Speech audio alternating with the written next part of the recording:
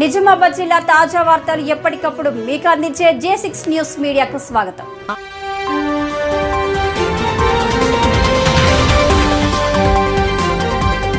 ఆర్మూర్ పట్టణంలో దొంగలు రెచ్చిపోతున్నారు.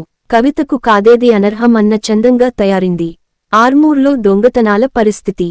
నిర్మానుష్యమైన ఇండ్లు, చైన్ స్నాచింగ్లు, ప్రధాన రహదారిపై దుకాణాలు, ఇలా వేటిని విడిచిపెట్టకుండా నిరంతరం లూటీ చేస్తూ పట్టణ ప్రజలకు కంటిమీద కునుకు లేకుండా చేస్తున్నారు.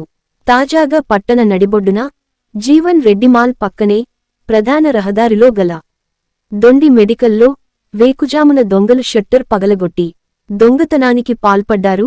సుమారు 4 లక్షల పైగా నగదు దోచుకెళ్లినట్టు సమాచారం. ఆర్మూర్ పోలీసులు సంఘటన స్థలానికి చేరుకుని కేసు దర్యాప్తు చేస్తున్నారు. దొంగతనానికి వచ్చిన దుండగులు ఓ వాహనంపై వచ్చి లూటి చేసి వెళ్లిపోవడం కుసమెరుపు.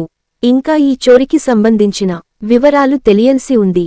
ఇప్పటికైనా పోలీసులు గట్టి బందోబస్తు నిర్వహించాలని స్థానికులు కోరుతున్నారు.